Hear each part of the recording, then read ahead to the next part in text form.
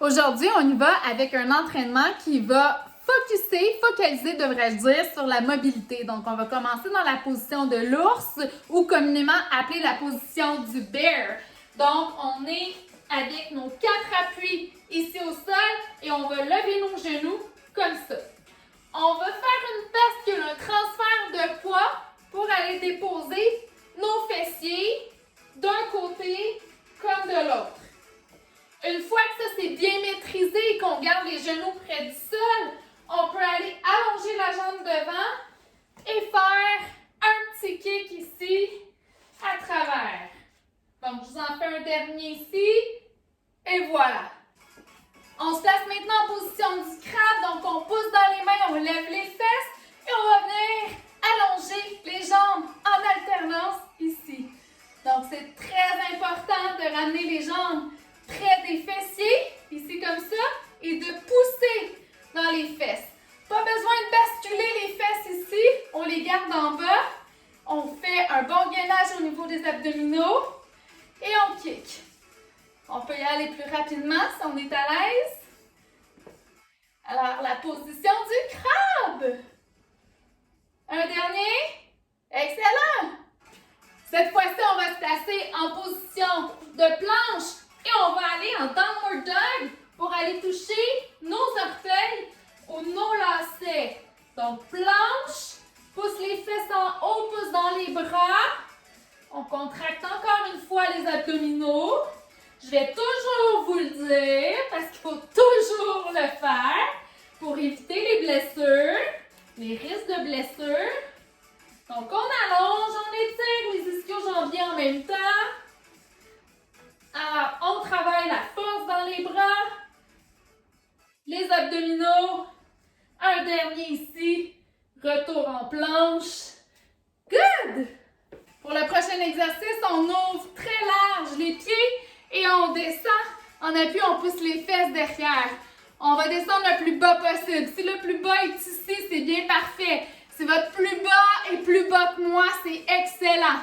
Et on va venir monter sur les orteils comme ça ici pour travailler les mollets, dis-je. Si c'est trop difficile, les deux à la fois, on peut faire un pied en alternance. Comme ça aussi, il y a toujours des possibilités, il y a toujours des modifications possibles. L'important, c'est de faire de son mieux et de faire là où on est rendu dans son aventure, son parcours santé. Dernière fois, hop, et on remonte. Yay! Pour le prochain exercice, on va travailler l'antépulsion et la rétropulsion. C'est quoi ça? Je te montre ça. Alors, on va se placer en position push-up sur les genoux ou sur les pieds, comme vous êtes capable aujourd'hui. On va travailler l'antépulsion et la rétropulsion. Donc, sur les genoux, ça ressemblerait à ça. Très important, si je fais mes push-ups sur les genoux, j'avance mon bassin pour avoir une ligne droite de mes épaules à mes genoux. Et je vais faire une rétropulsion, antépulsion ici. Vous voyez bien le mouvement de mes omoplates. Même chose si je suis sur mes pieds, comme ça ici. Donc, je viens travailler les rhomboïdes, la mobilité au niveau des omoplates, la coiffe des rotateurs, des épaules.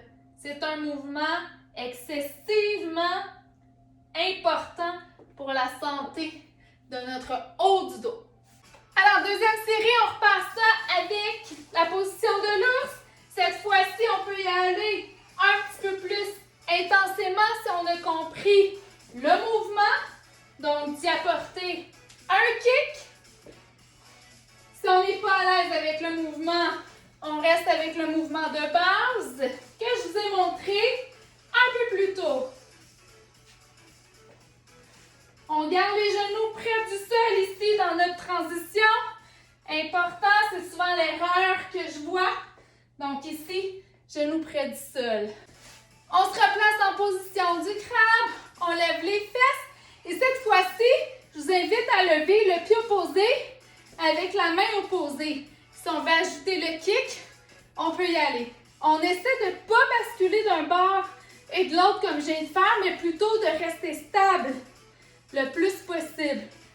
Moins on dévie, d'un angle d'un côté à l'autre, mieux c'est. Ouais, 30 secondes déjà. On poursuit avec la planche et touche-orteil. On y va.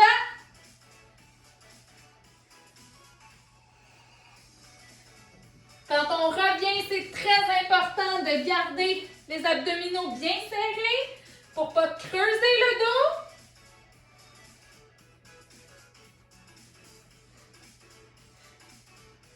Même si on a le visage face au sol, on sourit. Ça aussi, je vous le dirai à chaque fois.